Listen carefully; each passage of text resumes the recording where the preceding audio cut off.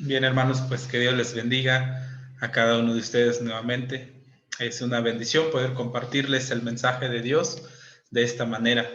Y bueno, pues para los que no han podido asistir a la iglesia a causa de lo que estamos viviendo, ¿verdad? Pues me gustaría hacerles un resumen de lo que hemos visto en el Evangelio de Marcos. Esta es la nueva serie de predicaciones que hemos estado estudiando estos últimos domingos. De hecho, no hemos avanzado mucho en el Evangelio de Marcos, apenas vamos en el capítulo 1 y hoy vamos a concluir el primer capítulo de la serie de los sermones. Me gustaría hacerles un resumen, ¿verdad? Para contextualizar un poco de lo que hemos estado estudiando. Posteriormente vamos a ver lo que dice la palabra de Dios en lo que nos corresponde en esta mañana estudiar. Y bueno, pues, ¿por qué no buscan sus Biblias ahí en el Evangelio de Marcos, en el capítulo 1? Y estando ahí, ¿verdad? En el Evangelio de Marcos, capítulo 1, es como vamos a estar, pues, viendo cómo prácticamente Marcos escribe su Evangelio. Entonces, Marcos escribe este Evangelio pensando, ¿verdad?, en sintetizar el ministerio de Jesús de tal manera que nos muestra a Jesús como el siervo de Dios que viene a servir. No hay tiempo, ¿verdad?, para el siervo de tomarse un descanso. Inmediatamente Jesús va desarrollando su ministerio, ¿verdad? Jesús constantemente está yendo de un lugar a otro, sanando enfermos, liberando, predicando, enseñando, etcétera, etcétera. Porque no hay un descanso para el siervo de Jehová, para el siervo de Dios, ¿verdad? Entonces, Marcos de esa manera nos presenta su evangelio para presentarnos a alguien que está activo y que viene a establecer el reino de Dios. Entonces, como resumen, Marcos no nos da los detalles acerca de la genealogía, acerca del nacimiento de Jesús, como lo hace Mateo y Lucas, porque él, como mencionamos, tiene la intención de presentarnos a Jesús como el siervo del Señor. Entonces Marcos empieza a escribir desde el ministerio de Juan el Bautista. Entonces esta primera parte, ¿verdad?, que Marcos escribe consiste en presentar el ministerio de Juan, que lo más probable este ministerio haya empezado en el año 26 después de Cristo, hasta el fin de ese año, ¿verdad? Eso es lo que probablemente duró. ¿Dónde? Pues en el desierto de Judea, en el río Jordán. Entonces, el ministerio de Juan daba como cumplimiento a las profecías de Malaquías 3:1, ¿verdad? De Isaías 43, que Marcos prácticamente presenta allí en el capítulo 1, versículos 2 y 3. Entonces, en ese orden es que Marcos cita las profecías del Antiguo Testamento. Entonces, el Bautista apremia al pueblo a pasar por un camino, por un cambio espiritual, para que sus pecados sean perdonados. También bautizó porque el bautismo era señal y era un sello de ese perdón. Entonces, a la luz de los versículos 12 al 4, el significado del versículo 1 que dice principio del Evangelio de Jesucristo, el Hijo de Dios. Entonces, esta traducción parece ser las buenas nuevas acerca de Jesucristo, el Hijo de Dios. Comenzaron con Juan el Bautista. Tal como fue predicho, Juan, quien preparó el camino para el advenimiento de Cristo, su predicación consistía en proclamar la necesidad de una genuina conversión y fe en aquel ante quien ni siquiera, dice Juan, soy digno de inclinarme para desatar las correas de sus sandalias. Eso es lo que Juan decía. Entonces, a fin de mostrar que él, ¿verdad?, era incapaz de darle al pueblo lo que necesitaba. Entonces Juan dice, yo os he bautizado con agua, pero él, o sea, el que viene después de mí, los bautizará con el Espíritu Santo. Entonces, estas palabras de Juan se cumplían cada vez que un pecador pasaba de las tinieblas a la luz, pero se cumplieron especialmente durante la dispensación que comenzó, ¿verdad?, en el derramamiento del Espíritu Santo, ahí en Pentecostés. Entonces, la respuesta del ministerio de Juan fue realmente asombrosa. De Judea, incluyendo Jerusalén, grandes multitudes salían constantemente a escuchar a Juan. Muchos de ellos confesaban sus pecados y se bautizaban en el río Jordán. Juan el Bautista llevaba una forma de vida muy sencilla. Y esta es la parte que enfatizamos en el sermón, que la sencillez de Juan, ¿verdad? Vestía ropa hecha de pelo de camello con un cinturón de cuero alrededor de su cintura. Comía langosta y miel silvestre. Esto, como también el fervor y la franqueza con que llamaba a la gente al arrepentimiento, ¿verdad? Él era franco, él proclamaba la verdad. Entonces debe haber contribuido a conseguir un resultado favorable, con lo cual se preparaba el camino para que el mensaje de Cristo entrara en los corazones y vidas del pueblo de ese entonces. Posteriormente, ¿verdad?, vemos a Jesús bautizándose.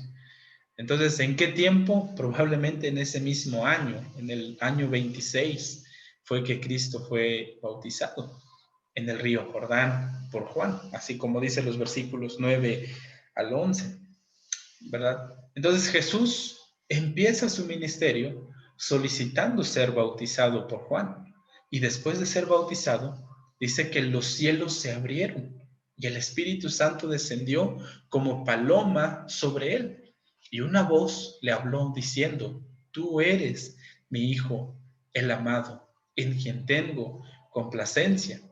Entonces, es verdad que el agua del bautismo indicaba la necesidad de quitar el pecado. Entonces, ¿de qué se estaba arrepintiendo Jesús? Si Jesús no tiene pecado. Sin embargo, a raíz de las profecías de Isaías 53 y de lo que dice Pablo en la segunda carta a los Corintios, podemos ver que Jesús estaba cargando con nuestros pecados.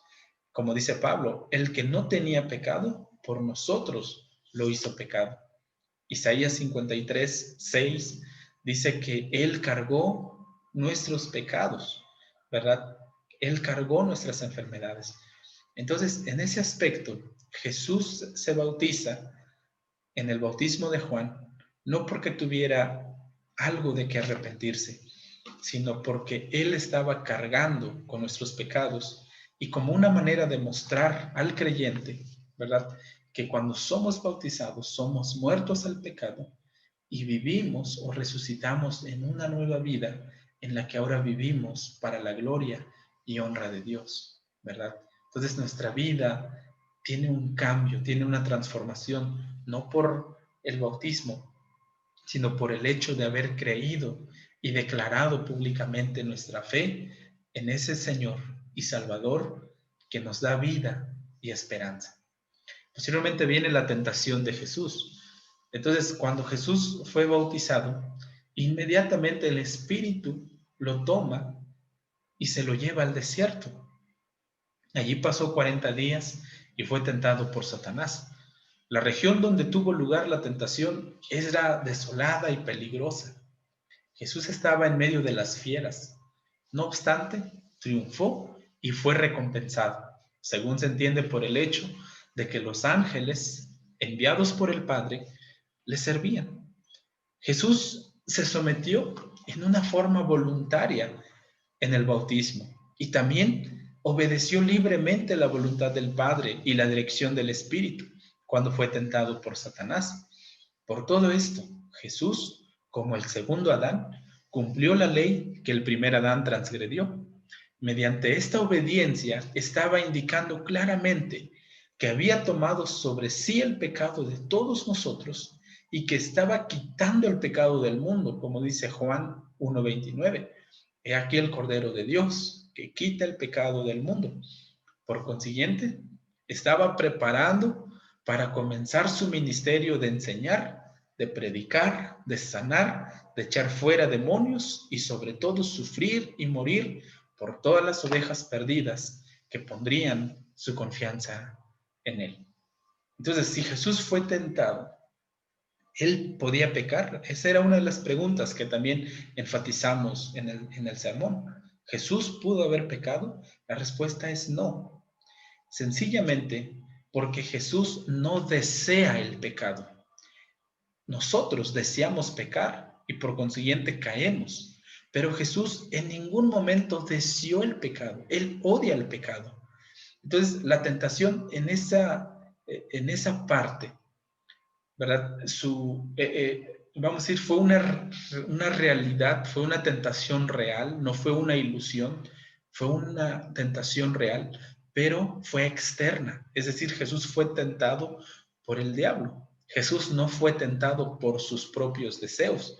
Nosotros, por nuestra naturaleza pecaminosa, como dice Santiago, somos tentados por nuestras propias concupiscencias, por nuestros propios deseos a pecar. Y por tanto viene la tentación y a veces caemos o cedemos. Pero Jesús fue tentado de manera externa, no de manera interna. Él no deseó comer vamos a decir, el pan. Sí tuvo hambre, pero no deseó convertirlo en pan y haber pecado, ¿verdad? No deseó la gloria. Él se humilló a sí mismo, ¿verdad? No deseó ser adorado en ese momento. Él siempre dirigió a las personas a Dios, ¿verdad? Entonces, en ese aspecto es que Jesús triunfó sobre el pecado y eso nos da mucha esperanza a nosotros para poder seguir adelante y poder confiar en el Señor. Entonces, eso es lo que consistió los primeros 3 sermones en el Evangelio de Marcos. Y posteriormente empezamos cuando Jesús empieza su ministerio como cumplimiento de las profecías, nuevamente de Isaías, ¿verdad? ¿Dónde comenzó Jesús su ministerio? En la región de Galilea. Entonces, tenemos el bautismo, tenemos la tentación, y por otro lado, ¿verdad? Marcos nos presenta cuando Jesús llega predicando en Galilea. Pero Marcos es muy puntual al decirnos que después que Juan fue encarcelado, Jesús vino a Galilea, dice, predicando el evangelio del reino de Dios. Entonces, entre estos dos sucesos, ¿verdad? Entre el bautismo y la tentación, después de pasar por esto Jesús, pudo haber transcurrido un año, es una probabilidad, el cual fue ocupado mayormente en Judea. Entonces, al final de ese año, la popularidad de Jesús creció a tal grado que no hubiera sido prudente, ¿verdad?, haber permanecido en donde fue bautizado, ¿verdad?, en Jerusalén y sus alrededores, ya que el centro de operaciones de los líderes religiosos se encontraba ahí. Entonces, Juan el Bautista había sido echado en la cárcel. Aún antes que eso ocurriera, la muchedumbre que seguía a Jesús llegó a ser mucho más grande que la que seguía a Juan. Entonces, Jesús tuvo más éxito en su ministerio porque Juan prepara nada más el camino, ¿verdad? Juan dice, yo no soy el Mesías, yo solo vengo a preparar. O sea, el que viene después de mí los va a bautizar con el Espíritu Santo. Yo me limito al agua, ¿verdad? Y Juan dice, pero el que viene, él los va a bautizar con el Espíritu.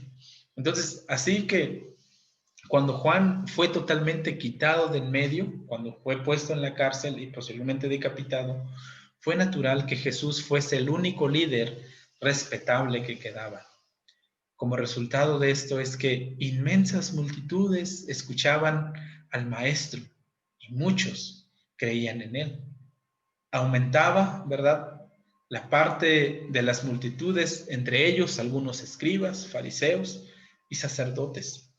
Jesús entonces decide irse al norte, es decir, en Galilea, Galilea de los gentiles, un pueblo, ¿verdad?, que no era bien visto por los judíos naturales, porque Galilea estaba mezclada con gentiles. Entonces, llegando ahí, Jesús dice, el tiempo se ha cumplido y el reino de Dios se ha acercado.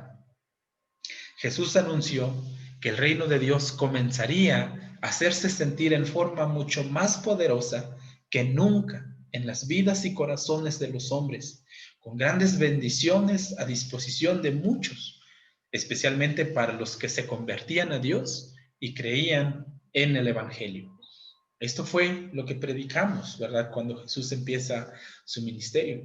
Posteriormente, Jesús llama a 4 pescadores. Jesús no iba, ¿verdad?, a andar solo, no iba a desarrollar su ministerio solo. Él iba a capacitar a más personas porque su tiempo estaba limitado, ¿verdad? Él iba a morir. ¿Y quién iba a continuar con el ministerio? Pues bueno, entonces él llama a Pedro, a Andrés, quienes estaban pescando. Entonces, cuando ellos oyeron que Jesús les dijo, venid y seguidme, y os convertiré en pescadores de hombres, ellos obedecieron inmediatamente. Lo mismo hicieron también Jacobo y Juan, quienes a corta distancia de los otros estaban remendando sus redes. Dejaron a su padre Zebedeo en la barca con los jornaleros y siguieron a Jesús. Aunque ya conocían a Jesús, los 4 comenzaron ahora su intenso entrenamiento para el apostolado. Posteriormente vemos la curación de un hombre con espíritu inmundo. Jesús, ¿verdad?, estaba ahora con los 4 que ha llamado, van en la sinagoga. Jesús enseña allí en Capernaum. La gente estaba maravillada por el contenido y método de la enseñanza. Aquel sábado había en la sinagoga un hombre con espíritu inmundo. Porque nos molestas, dijo el demonio, ¿verdad? Has venido a destruirnos. Entonces el espíritu inmundo parecía temer que ahora Jesús podría lanzarle a él y a sus compañeros al lugar donde Satanás se hallaba prisionero. Jesús le ordenó al demonio dejar al hombre, derribándolo y convulsionando, ¿verdad? Empieza a dar fuertes chillidos. El demonio salió de él. Reacción de parte de los presentes en la sinagoga fue un asombro tan grande, ¿verdad? Se asombraron, se maravillaron, ¿verdad? No solo por la enseñanza de Cristo, sino también por la autoridad que tiene para expulsar a los demonios.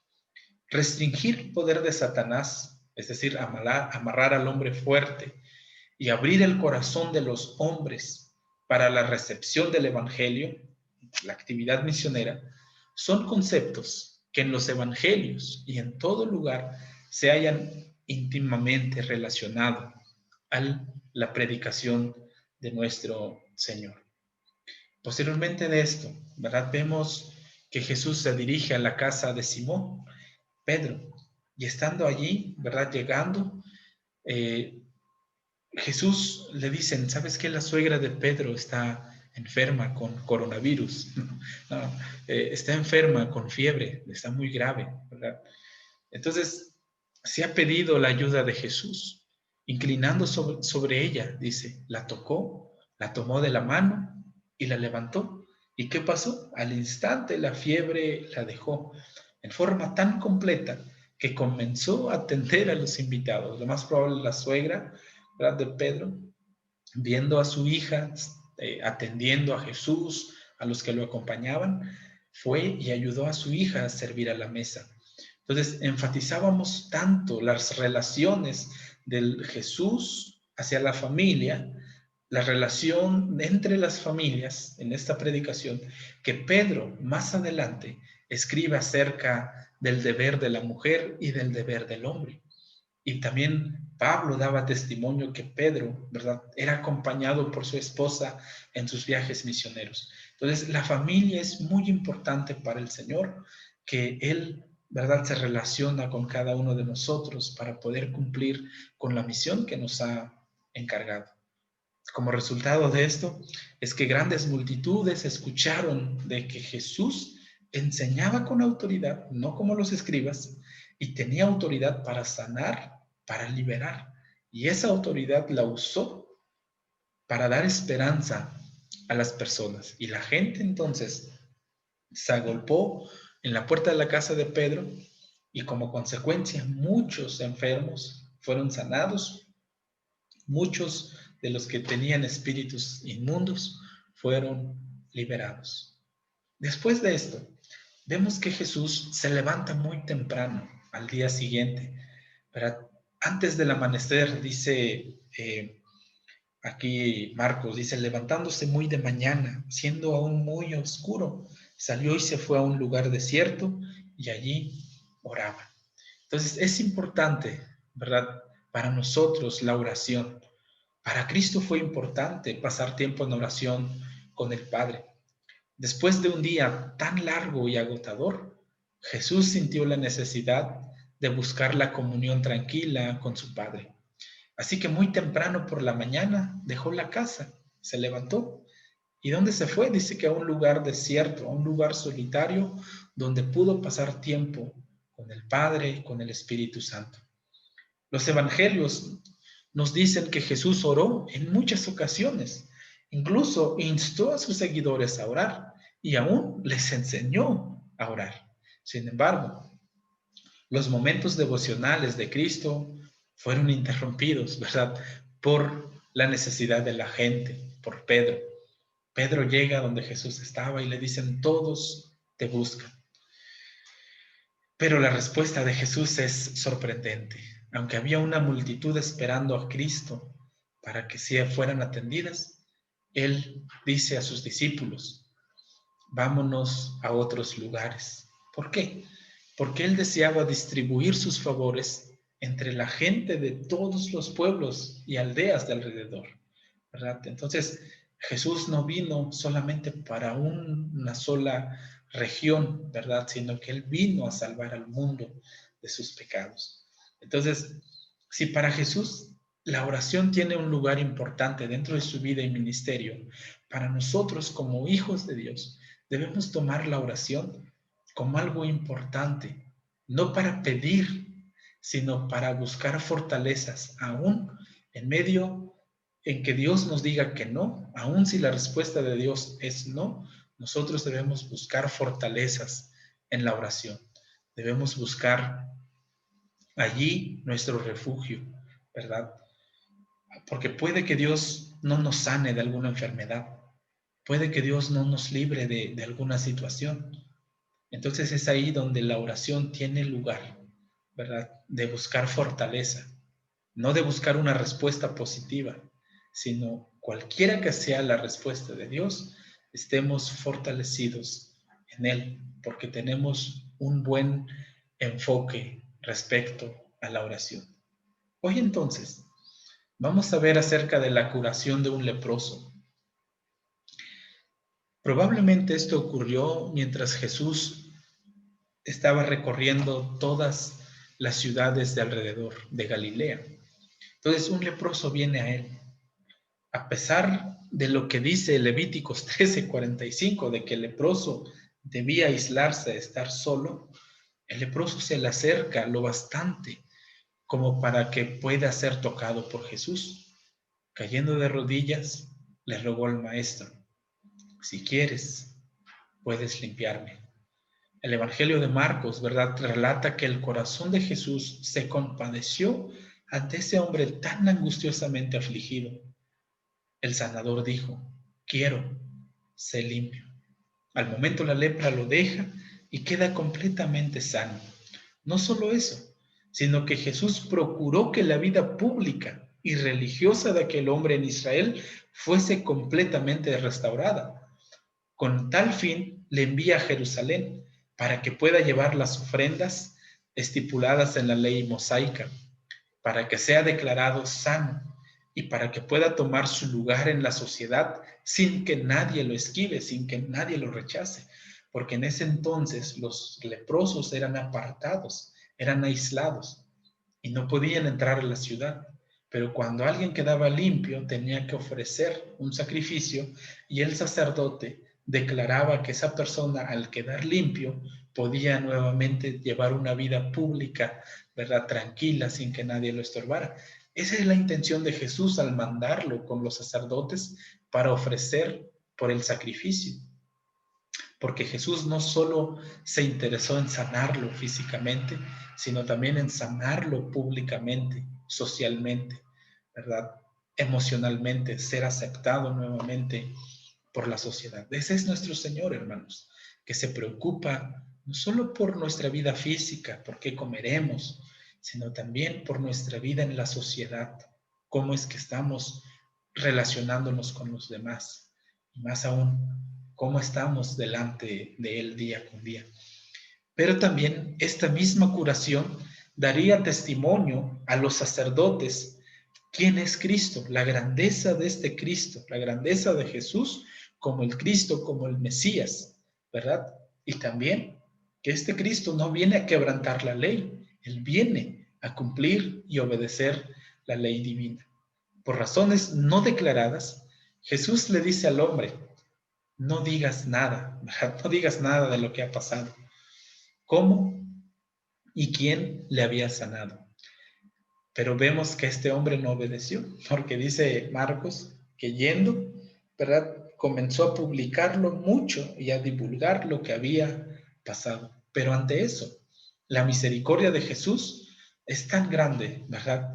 Que no hace que ese hombre se vuelva a enfermar, sino que él, ¿verdad? Dice, bueno, él quedó sanado, está predicando, está bien. Pero Jesús le dijo, no le digas a nadie lo que ha pasado en tu vida. Entonces, esto es prácticamente lo que trata el Evangelio de Marcos en el primer capítulo. Si tú lo estás viendo, lo estás oyendo, pues te animo a que lo leas, ¿verdad? Ahora desde esta perspectiva de que Jesús es el siervo de Dios, que viene para servir y no para ser servido. Que esa sea nuestra perspectiva, que esa sea nuestra actitud día con día como hijos de Dios, que sirvamos a los demás. Si tú buscas ser servido, no estás teniendo la actitud de Cristo, pero si tú buscas servir a los demás, tu actitud es la correcta. Pidamos la dirección y la bendición de Dios para que podamos, ¿verdad?, seguir a Jesús como Él lo merece, honrar a Cristo como solo Él lo merece. Que Dios te bendiga, que Dios te guarde, que Dios haga resplandecer su rostro sobre ti, que en medio de esta situación que estamos viviendo tengas paz, tengas seguridad y sobre todo mantengas la esperanza firme que tenemos en aquel que tiene autoridad y tiene poder, ¿verdad? Aun si no nos libra de esto, pero que sabemos que estaremos delante de su presencia. Si me permites, terminamos con una oración. Padre, en el nombre de Jesús, quiero pedirte que bendigas a mis hermanos, que los guardes, que los fortalezcas y les ayudes a vivir una vida en paz, en esperanza, en fe, en amor. Señor, te pido que guardes a las personas que están contagiadas, que tengas misericordia de ellos, a los que están en situación grave, que tú, mi Señor, tengas compasión de ellas, obrando en sus vidas. A los que tienen, pero son asintomáticos, que tú les des la sabiduría para resguardarse y estar, Señor, con calma y tranquilidad.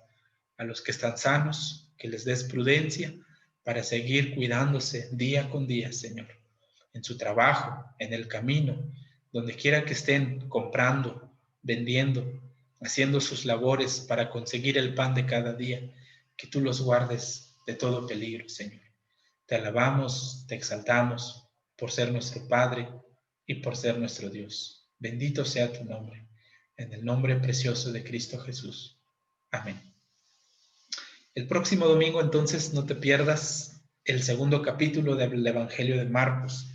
Vamos a introducirnos, ¿verdad?, ahora en el capítulo 2, el siguiente domingo. Que Dios te bendiga, que Dios te guarde nuevamente. Bendiciones.